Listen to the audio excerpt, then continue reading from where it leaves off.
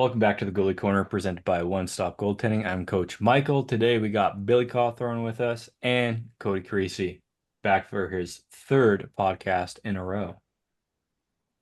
Today's topic is a absolute dumpster fire of a conversation. I'm gonna preface that because there's so many rules, there's so many loopholes, there's never a right answer, but we're gonna try to take a stab at it.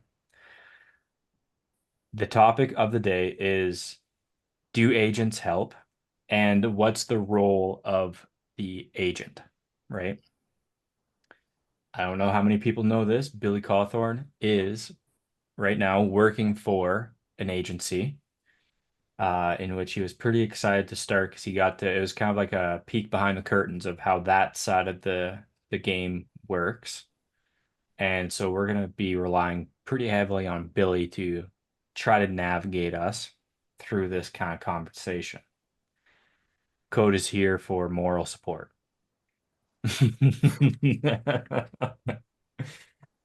And he said yes to the text. Um,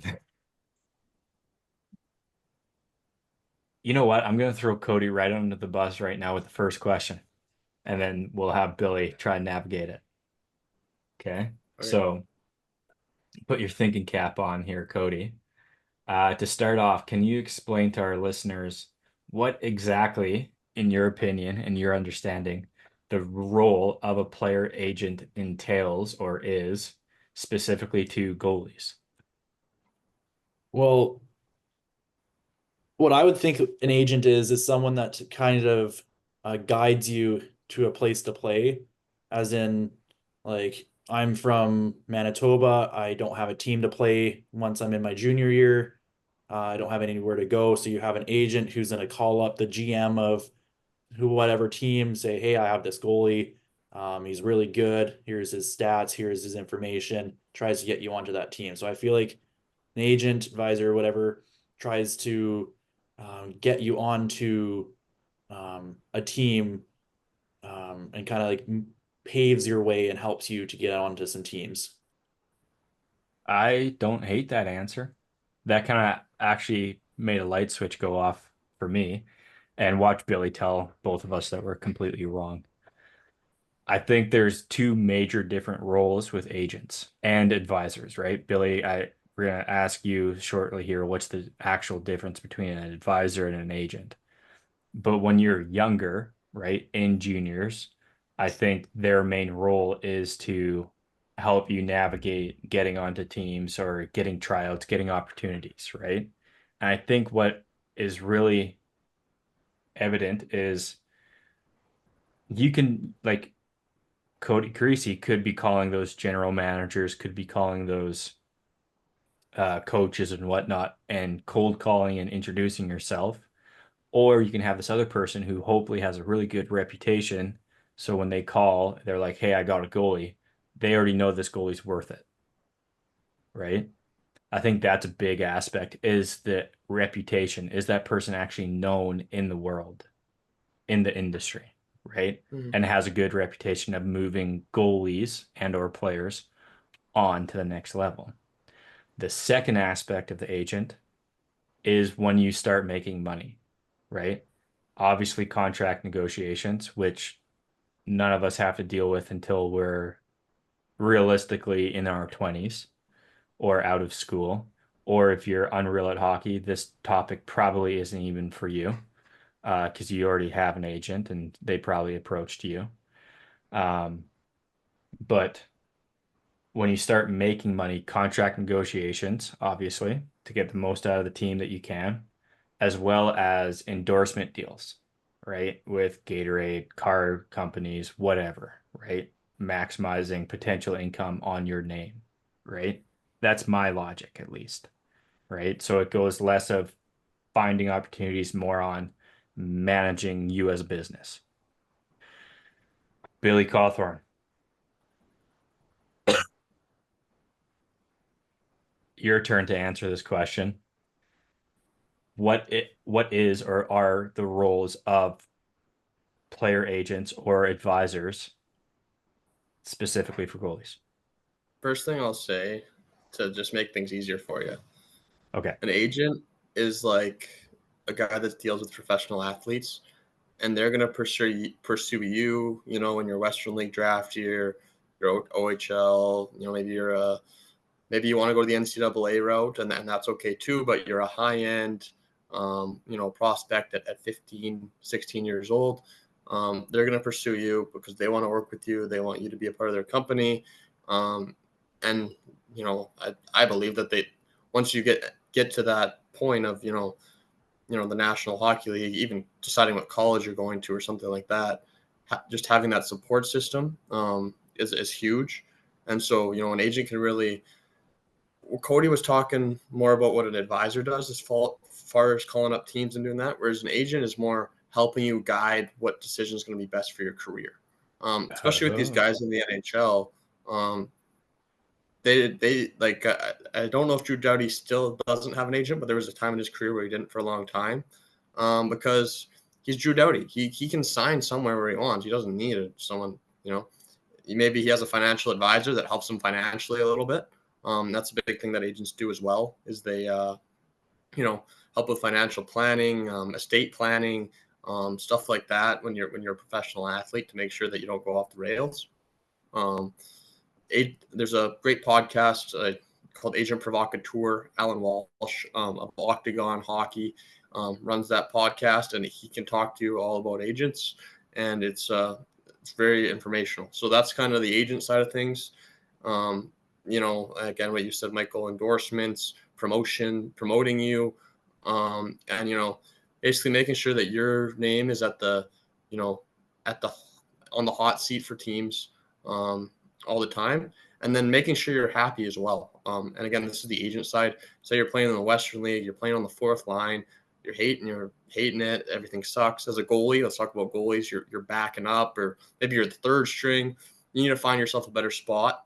You know, the agent's going to work with you. They're going to work with the team you're playing on, and they're going to work with, you know, other teams to try to find the best fit where you're going to get a great opportunity. So that's kind of the agent side. They're not really calling a ton of teams looking for opportunities, because you're a good enough player that, you know, you're getting those opportunities, but you need to find what opportunity is best for you. So whereas on the advisor side, you know, maybe you're in U18, you want to play junior hockey, and you just don't know how to go about it. You have 27 spring camp invites from, you know, teams from the NUL, the SJHL, the BCHL, the USHL. You know, maybe you have some invites from in Ontario, and you're from BC, and you're like, what's this league all about? And you just don't know much. Well, you know, that's where I'd really recommend personally hiring an advisor to say, because even if they don't have the contact or have a close relationship with that coach, which some will have their teams where they're pretty close with. Maybe they grew up with the coach, or maybe they used to play with the coach. Maybe the coach used to coach them when they were younger. So they have a close relationship with those guys. But even if they don't have the contact, they can still call. You know, a lot of these phone numbers for coaches are on the website, and kind of similar to what you were saying, Michael, is when an advisor calls a coach and says, hey, I work with, you know, Johnny Johnson.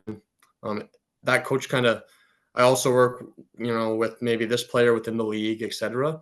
Now that coach can connect the dots and say, oh, okay, this guy has some knowledge. Whereas if it's just a player cold calling, like you said, no, like, it's just they're speaking for themselves, and so I don't think that holds as much weight. You know, if I tell a coach that I think I'm a great goalie, whatever. But if someone else is saying, yeah, he's a great goalie, and you know, now the coach might actually, you know, take a look into it. And again, it doesn't mean that you're gonna all of a sudden make that team. I think that's one misconception that I want to say is, um, people, you know, and yeah, there's politics in hockey, but a lot of I've heard like, oh well, he has an advisor, or he has an agent, that's why I made this team. Well, um, at the end of the day, the players still earned it themselves. They showed up at main camp. They caught the coach's eye. Maybe there's a little bias. Maybe the coach and that advisor have a super good relationship. But I'd say 99 out of 100 times, even if that guy had maybe a weaker main camp and still made the team, he's going to improve throughout the season, and he's, going to hit his peak because of the relationship that that coach and advisor have, and that advisor obviously knows the player and knows the potential of the player. And, yeah, of course, sometimes mistakes are made, don't get me wrong. But I think sometimes having that, background check or that character reference from an advisor can really help coaches understand what they're getting. And so they would rather, you know, if two play, so, if two players are really close, at the end of the day, yeah, maybe he did make the team because he has an advisor, but he has that character reference and he has that, if that makes sense. Yeah. So it's not like, I don't really ever believe that a player that's worse than the better player will make the team. I mean, I've seen it already. Like, the best players are going to make the team. That's just kind of the way it Yes. works. So let's start breaking this down a little bit too here. So I feel like most of our conversation is going to be based on advisors and their roles, right? Mhm. But what you're saying is, I still think like people cold calling carries weight because it takes some courage to do that, Yes. and it bumps 100%. you up to maybe a little higher on the list of who to look out for. And like agreeing with Billy, if I call you and say, "Hey, I'm the best goalie coach in Western Canada," well, yeah, that's my opinion, right? If someone else calls that and says that, okay, well, now let's take a look, right? Which I don't think I am, so let's make sure that's clear. I'm humble. Um, but where it also gets to is like both pro and con. If someone's calling on behalf of someone else, like I always think like, okay, why is this guy calling me instead of the actual person? But like, or is this guy just getting paid, do his due diligence? Okay, call, thanks, bye. What it also happens is, as a pro, is for that coach, it's a lot easier to have that conversation about a third party being the athlete with someone else than it is with the athlete. Well, you know what? Like, yeah, we already signed two guys. Like, sorry, there's not a spot here. Like, that's an awkward conversation to have with the athlete who cold called you, being like, hey, I'm looking for an opportunity. And it's like, sorry, like, I don't know who you are. And I hate to let you down because now I'm the bad guy in your story, right? Where that advisor would be like, okay, yeah, no problem. Check back in next year about someone else, probably, right? Or maybe about the same person, right? Also, love the point you made that they're not going to find you a spot on a team. They're going to go find you an opportunity to try out or an opportunity to show the team why you deserve a spot on their team, right? Yeah. Where I also want to ask is, this is going to be a real difficult question to answer or pinpoint an answer. Cody, do you have a joke or something to build morale before we ask this question? What do you call a well-balanced horse? What? Stable. That's actually good. Question though, for Billy. At what age should people start having discussions with advisors or looking for advisors? And how do people, this is two-parter, and how do people find out either the best advisor for them or an advisor that's close to them? Mhm. And does it Honestly, that's matter? Does it matter if you have an advisor that's close to you? yeah. No, I mean, I actually think that's a pretty easy question to answer. I think in your first year U18, if you don't already have an agent, you should probably look for an advisor, in my opinion. I guess the biggest reason I say that is because other guys are going to have them, and other guys are going to have that, maybe that jump or that leap on you. And again, if you are one of the cream of the crop of the top players, you're probably going to have an agent anyways. So that's kind of where it's like, um, you know, if you're a guy that, They're fighting for junior A, they're fighting for junior B, yeah, right? you're fighting for an opportunity, and I guess one thing that I kind of want to put on the players, to be honest, from my perspective, is you still need to put in the work. Yeah. Yeah. I 100%. I haven't dealt with this at all in my at all. Like I honestly feel like everyone I work with works their tail off, and I love that. But at the same time, again, it goes back to that misconception. If you have an advisor, you're going to make it. Um, Mhm. you can't take we talk a lot on this podcast about training, about doing the right things, eating right. That's really important. Your advisor can get you those opportunities, but if you're not doing those right things, then those opportunities are just going to fly by. Yeah. So that's kind of one point. But yeah, I'd say first year U18 because at that point, that's when other guys are going to start getting them. And then it's also a mentorship thing, personally. Like if you're struggling at U18, maybe you play 3 years of U18 AAA. You shouldn't, if your advisor is doing the right thing, they're calling you maybe once every couple of weeks. You're having FaceTime or video chats. You're breaking down video. Maybe you're talking about the mental side of the game. Being a support system. The mentorship side is huge, and Right. that's gonna should elevate you, should give you a bit of a boost. You're feeling down, you're able to call your advisor, and your advisor's gonna say, hey, I thought you did this great and this great, maybe we need to work on this a little bit. Maybe your advisor has some connections with some skills coaches, some goalie coaches. Again, we're talking about goalies.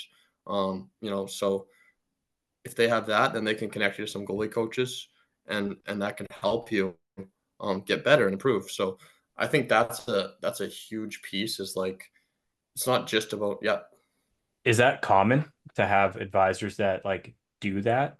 Like, is that something that should be like, we're kind of talking to parents at U13, U18, or sorry, between U13, U18, mainly on this podcast. Mhm.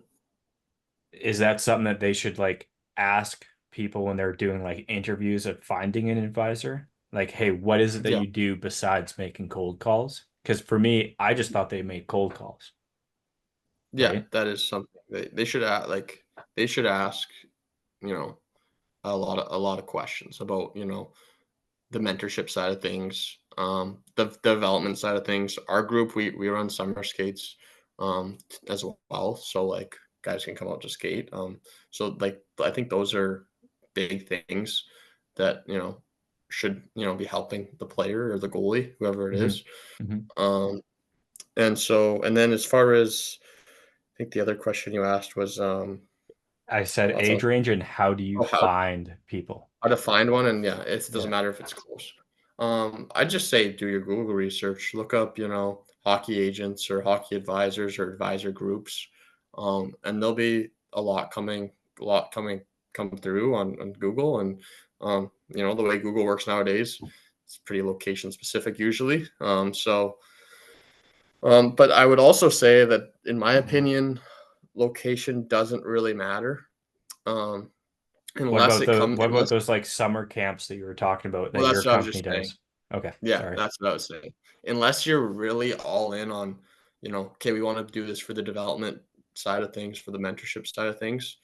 Um, but even the mentorship side of things, like, you know, nowadays with technology, you can, FaceTime, whatever, video chat anytime.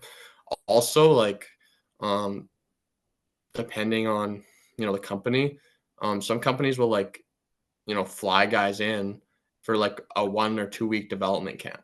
And then, so like that's what they do. Like personally, we do summer skates all summer just in Edmonton. So obviously if you're not in Alberta, that's not ideal. But like Hmm. there's other groups that will just have all their guys in one location for a week or two. And then it'll just be that week or two of development. So Right. um yeah, it definitely varies.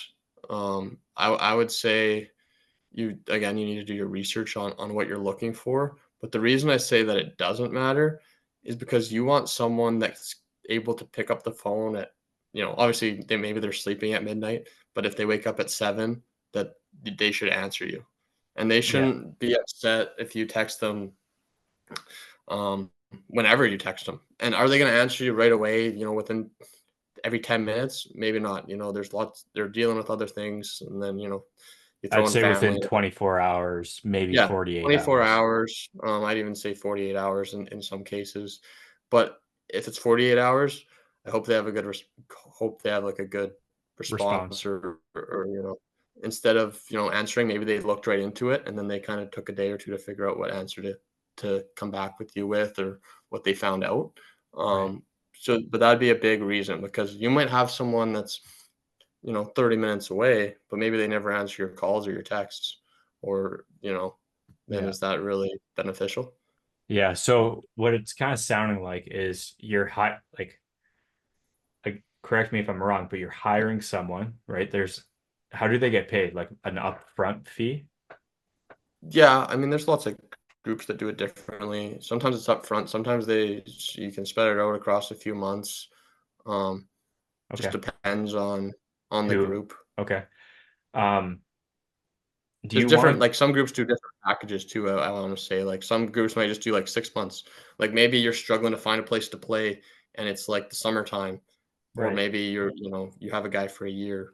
Um, right. Let's cut to that varies. Cody with a joke. What do you call an angry carrot? A turn up? I don't know.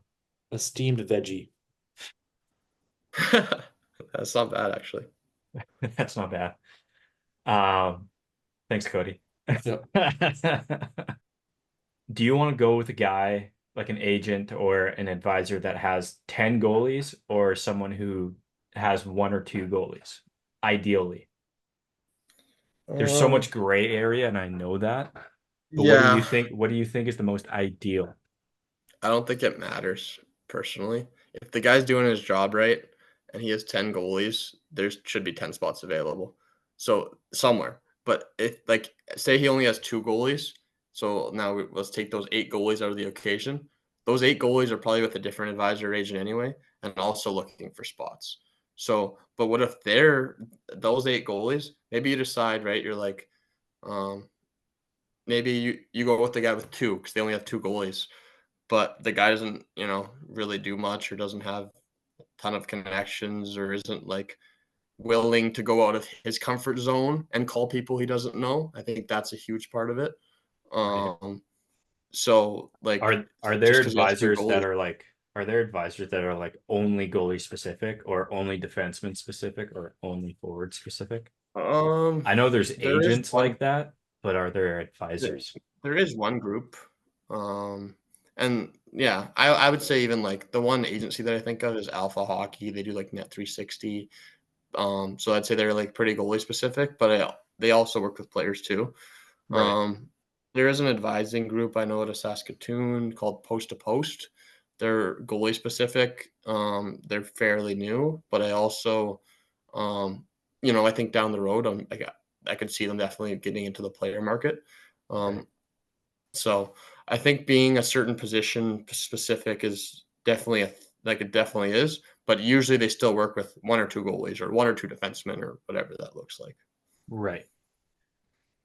Is it a conflict or is it common to have two agencies working for you? Yeah, that's like a kind of taboo, I'd say. Um, Because it's loyalty kind of thing, right? Because you're building, it sounds like a lot of agencies or advisors, you're building a reputation, building a rapport, building trust, building loyalty. mhm. Yeah, it's And definitely you loyalty. want that, especially when guys start calling people for you. It's definitely loyalty with the player, but it's also in like coaching staffs. So if I'm a coach and I hear from, you know, um, Johnny's agency about, and then I hear from Bobby's agency about the same player, I'm That actually looks negative questioning. for the player.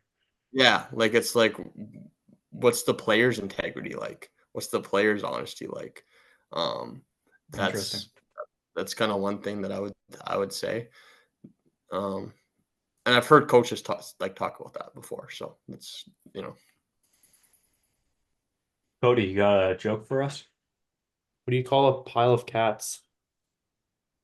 I A don't know. meowton.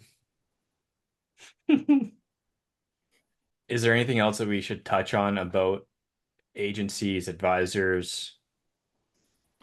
yeah. I mean, one thing I'd say is like I feel like sometimes and I kind of already talked about this a bit, but like advisors or agents might have like negative like people think I is know what you're negative. saying. Yeah. Yeah, There's a negative connotation with having an connotation. agent or being an agent. Yeah, Like but it's kind of like a mechanic, yeah, right? it's like, A little what can scummy. this guy do for me? Yeah. I'd say the biggest thing is like, and this is also from when I was playing too. I'm not just speaking from like, um, my role now. You need to trust who you're working with. Like, just have trust in him. As long as he is if he's talking to you and he's getting back to you, you know, some like the hot like maybe a week ago you didn't have anything, and now boom, an opportunity comes, and you need to trust that he's doing that work, especially if he's communicating like, hey, I'm going to call this team, no guarantees though, we'll see what happens. And then, like things like that, or like he's, telling you, he's just communicating about keep it up, keep making sure you're going in the gym, keep making sure you're on the ice. Hey, let's talk about how your goalie session went. Okay, that's good. Yeah, that's good. Oh, you felt like you were a little behind the play. Hey, here's a video from In Goal Magazine, um, you know, or whatever resource that advisor or agent has. Here's a video from another pro goalie that I work with talking. Maybe they get one of their clients who's pro to talk to one of their junior clients, to kind of help them Cool. get through what they're going through. That's all stuff that is important. And yeah, does it get you to your goal of playing on the team you want to? No, but if he's doing that, you should trust that he's also, trying to figure out the best opportunity for you. I think So it's sometimes, keeping communication open from their end is building trust, hopefully on your end, in the belief of the process. yeah, Because it's and I not going think to be overnight. Like, hey, I no, hired you yesterday. Where's my opportunity today? yeah, and I think sometimes too, like, at least me personally, I'm looking for a real opportunity. If a coach says we'll have him at main camp, I've never seen him play, but we'd love to have him at main camp. I'm gonna go, okay, sounds great. Hey, thanks, Johnny. I'll get back to you in a few days. And I'll get back to that coach, and maybe I will send that goalie to that main camp, depending on what else I'm hearing from other coaches. Hey, Right. we saw this guy at the Max Midget tournament, absolutely loved him. Yeah, we'd love to have him at main camp. We were actually a little disappointed that he didn't come to spring camp, but we did know that he wanted to play closer to home. But if he would still be willing to come to Maine, yeah, we'd love to have him there. Okay, well, Right. obviously I'm going to send him to that main camp instead of the main camp where the coach was like, yeah, sure, come. Fair. Um, I thought of something. Oh, I feel like a hot topic. Maybe a miscommunication, communication, maybe. If you sign an advisor, does that take away your NCAA eligibility? No. So working, so you're paying an advisor to work for you. So the NCAA eligibility doesn't allow you to have free services. So if you have someone advocating for you freely, and getting endorsement deals for you freely, and essentially making you money while you're still an amateur athlete, then yeah, takes away your eligibility. But paying an advisor and paying someone actually keeps your amateur status, because you're paying them to help you. Whereas it's the agency side of things is, someone helping you for free, and Right. helping you as a professional. Right. I'm gonna drop a link in the description on YouTube and on wherever you're listening to this podcast. The link of this page, because I know a lot of parents ask me about that, and I never knew. And this website lays it out black and white what is and isn't allowed. And no offense to them, hopefully it's up to date.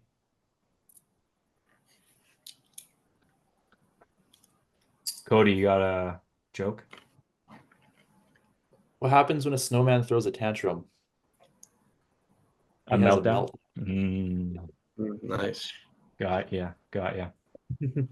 Is there any big topics that we've accidentally missed with this conversation, do you think, Billy? And or Cody? Mm, yeah, I guess one thing. Okay. So we talked about advisors and quite a bit, looking for an advisor and advisors reaching out to you. What should you be looking for? But I want to talk about the agency side. One thing that I would say, and the same goes for advisors too, actually, if an advisor is reaching out to you, especially at kind of a younger age, don't feel super pressured. Like I said, beginning of U18 or, in the West, maybe second year Bantam. Okay, now you're, Western League draft, OHL draft, Quebec draft. You're getting kind of starting to slowly learn how to be professional, things like that. You're still young, but you're learning. At that point, maybe some agents are starting to reach out and stuff. Just make sure you're doing your due diligence. You're taking your time. You're not jumping on anything right away. It's kind of an exciting thing. Someone's interested in working with you. They want to help you. I would say for the most part, most agents genuinely want to help their players, and that's why they do it. Stay involved in the game and to help players, mentor players, because maybe when they played, they didn't have that. And so, but at the same time, as a family, I think it's important to take your time, remain calm, look over maybe the contract, look over what they're offering, especially if it's free services. Like, how many pro players do they work with? How many players do they work with in general? Are you going to fall through the cracks? Maybe, those are kind of all things that are important. It's very player specific to who you're working with and what that looks like. So I would just say, make sure that you're comfortable and don't just jump on something because they work with 20 NHL players. That's awesome. That's cool. But how much effort are they going to put into you? And they might they might put a ton of effort into you, and that's awesome. But just, do your due diligence and that's kind of the one thing that I'd say. Perfect. To wrap up, Cody got one last joke for us. What did the janitor say when he jumped out of the closet? Supplies. On that note, quick little recap. First thing, the difference between advisors and agents. Billy, what's the quickest, easiest black and white answer you got? Yeah, I'd say the biggest difference is you're paying an advisor to help you find an opportunity. Agents are usually reaching out to you to help you kind of become a professional. And obviously, once you reach a professional level, help you with contract negotiations, estate planning, financial management, stuff like that. Gotcha. You are allowed to have an advisor, and that won't hurt your NCAA status. If anything, it might help. And also, there's a ton of questions out there. If we've missed any, please let us know. I'll probably reach out to Billy directly and ask him. If you have any other questions that you want to ask us to ask, maybe next time we have a discussion like this, let us know on Instagram. Thank you, everybody, for listening and signing off.